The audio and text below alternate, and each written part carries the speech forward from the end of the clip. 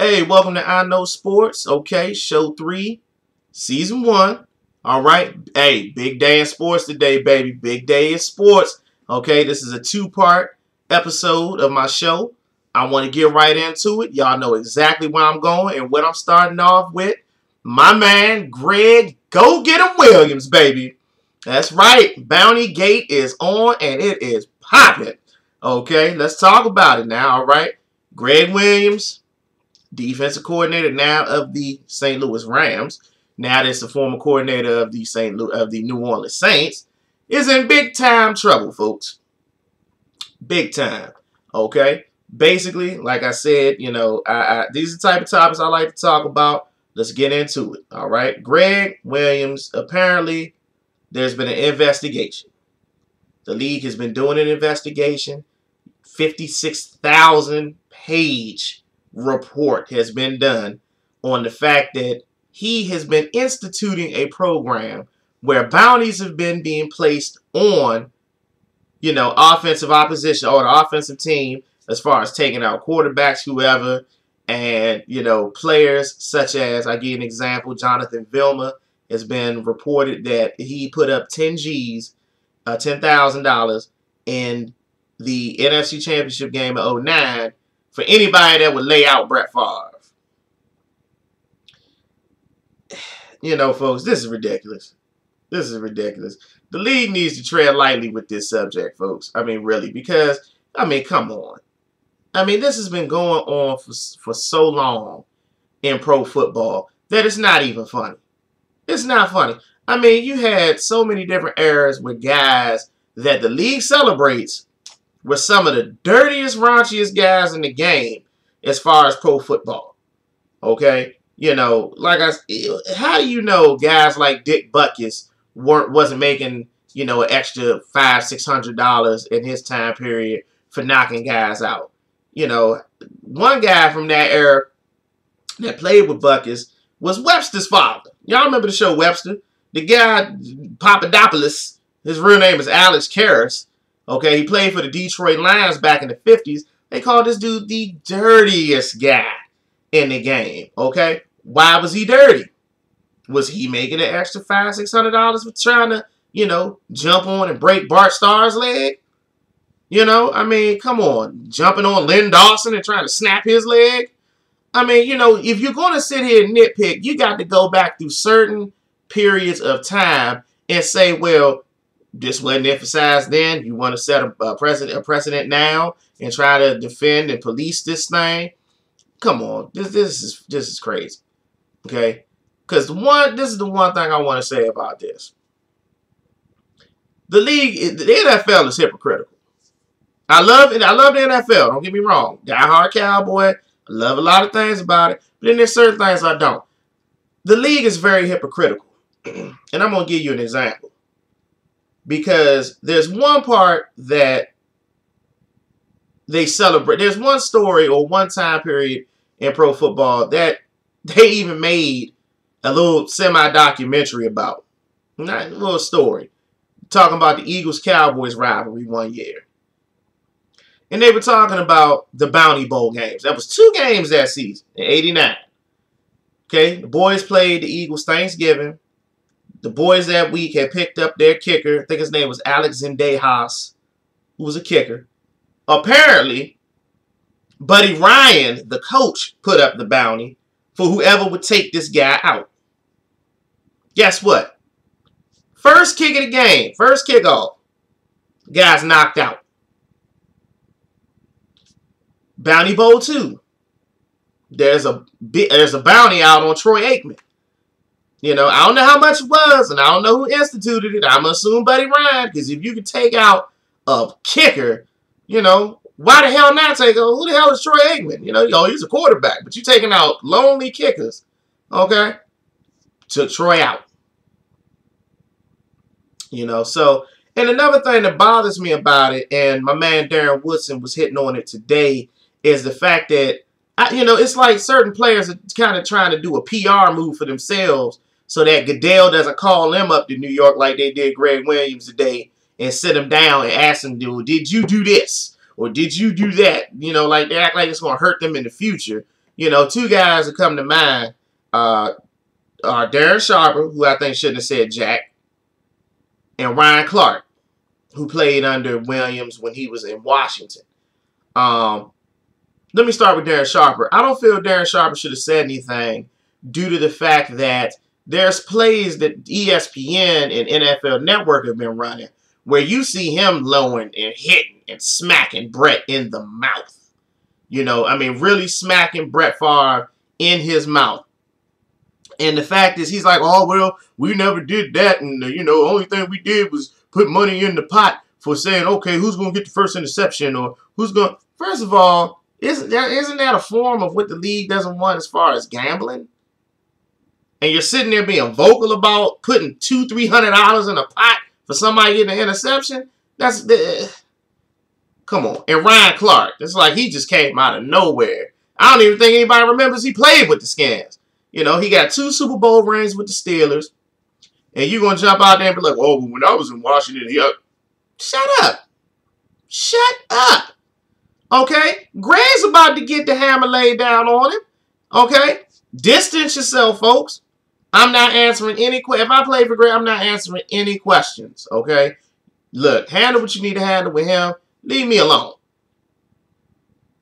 Because from what it sounds like, the league is going to lay down some hefty stuff. For Saints fans, hey, I feel bad for you. Because they may do a Minnesota Timberwolves move. Remember the league back in the days, like 10 years ago, they signed Joe Smith to some sort of illegal contract. And they penalized this team for doing that for like 5 draft picks. You know, but I don't think it'll be that severe, but I do think it will be severe. From the standpoint of the speculation now is that Greg Williams may get suspended for a year. For a year. That is wild. I see 6 weeks. That's just me. But a year? Wow. And the only reason they're going to do that probably is because of the time periods of how long he's been doing it. He's been doing it with the Bills. He was doing it with the Skins. He was doing it with Tennessee when he was the coach of the Titans. So, when he was the defensive coordinator down there in Tennessee. New Orleans, of course. So, and he probably was going to institute the same thing in St. Louis. You know, so, you know, and then Sean Payton's probably going to catch it. He'll probably be suspended a couple of games. Mickey Loomis, there'll probably be some fines, a couple draft picks. This is heavy, folks. This is heavy. This is something in the likes that we've never seen before as far as disciplinary action against a coach or coaches in an organization. Because looking back in hindsight, Belichick should have caught hell for that whole Spygate thing, but they just charged him $750,000, okay, which Robert Kraft pulled that out of his wallet. Take that, okay, and you give us a draft pick. Take that. We always pick guys up later anyway. So, you know, I don't think New Orleans is going to get off on this here and or get off lightly like New England did. But that is wild because, you know, it's been going on for a long period of time. And I just think that the league is trying to, you know, I guess forewarn any other deep teams that may be doing it. And, you know, Goodell is like that. So it is what it is. But this is a interesting situation. I'm sure there's going to be more, you know, of a snowball effect of guys coming out talking about it. And I think we're all going to be interested to see how that goes. But next topic real quick. I wanted to get a little bit into free agency. It was a 3 o'clock deadline today as far as issuing tags on players. If not, then they were just pretty much going to be free agents today. I'm still trying to get confirmation on a couple of guys as far as Anthony Spencer, Robert Mathis, and I think there's speculation that the Chargers may bite the bullet, even though the guy requested that they did not. Vincent Jackson may be tagged by the San Diego Chargers, but I'm going to get more confirmation on that. But, you know, there's certain guys, man, I'm really interested in seeing where they go. I have a lot of stock in certain guys, especially guys like Cortland Finnegan coming to say my squad, the Dallas Cowboys, because I like him. A lot of people say he's dirty. I disagree. I think he's a hell of a football player that plays a mental game with wide receivers. You know, wide receivers get away with far, far too much, folks.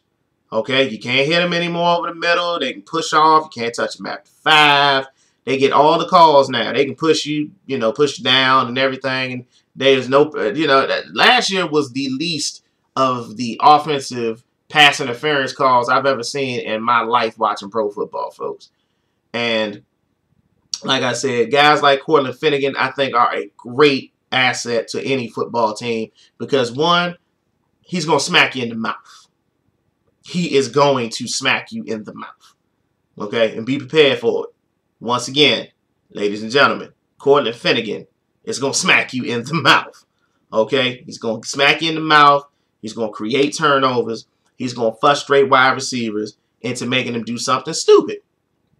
I love it. My team needs that. My secondary needs that. I like Mike Jenkins. I'm iffy on sense ball. We ain't got another safety right now. You slap this kid in the starting lineup. I want my other corners to take on his attitude. Oh, we're going to smack them in the mouth. We're going to smack you in the mouth. We're going to make you do something stupid. And hopefully under Rob Ryan, they can have that effect if they sign the guy. But, one thing I thought could happen, like I said, I need to get confirmation on Vincent Jackson. New England signed getting Vincent Jackson. Could you imagine that, folks? You give Tom Brady a threat better than Randy Moss. They'll be in the Super Bowl again if they made that happen.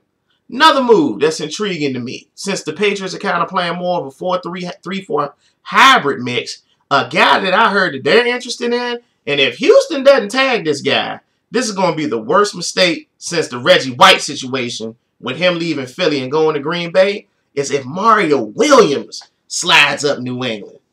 Could you imagine that? They don't spend no money, folks. So, hey, it could happen. Because New England don't spend no money. They can sit there and pick up both Vincent Jackson if he's not tagged, and Mario Williams if he's not tagged. I ain't even playing Madden in 2012. Okay? I'm not sitting there, Mario Williams off the edge and dudes just throwing it up to Vincent Jackson there he ever played. It's ridiculous.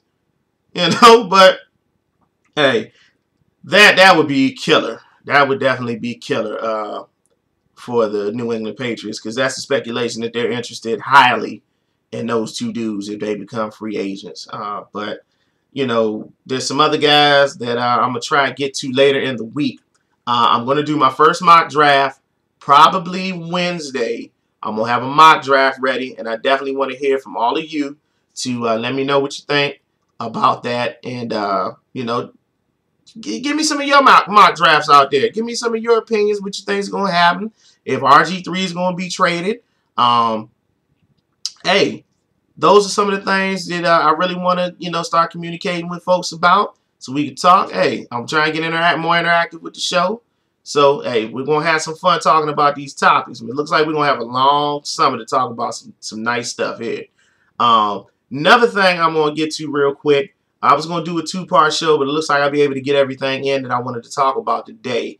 Especially send me comments about the Greg Williams situation, and we'll rap more about that. Real quick, though. I want to talk about Darren Williams real quick. Dropped 57 points last night on the Bobcats.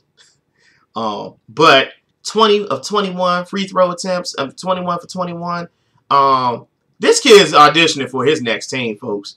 He is auditioning. If they don't get Jay-Z and Beyonce, don't get Dwight Howard up New Jersey, I'm sorry. About to be the Brooklyn Nets, then, man, Jay-Z gonna have to sell Rockefeller or whoever he with to pay that thing off and sell that team, boy. Sell his interest. Because that team ain't going nowhere, man. Because if they lose Darren Williams, that is a wrap for those dudes, man. I think he's a great point guard. I think he's one of the top 3 in the league right now. And I really hope that kid can go somewhere where he can flourish and be on a contender. Quick thing, real quick. I'm so tired of hearing about LeBron James. It's sickening, really sickening. Last night, they lost to the Lakers. Kobe worked out on Dwayne Wade. Please watch the highlights. Okay, Wade fouled out. He was all frustrated and stuff. But seriously, folks, they need to get off LeBron. He's not an MVP this year. It's between Kobe, Derrick Rose. Simply put, end of story. that's how we're ending show number 3 today. So look, check me out. Please check me out. Like I said, I'm on YouTube. The word both capital T's, One Gunn, Gunn. Please send me your comments. Let me know what you think. I definitely want to get back to you. Hey, I enjoy talking about this stuff. Please hit me up about Gregg Williams. This is a great topic, and I can't wait to see the discipline that's dropped down. This is I Know Sports. Hey, thanks for looking at me, checking me out. Peace.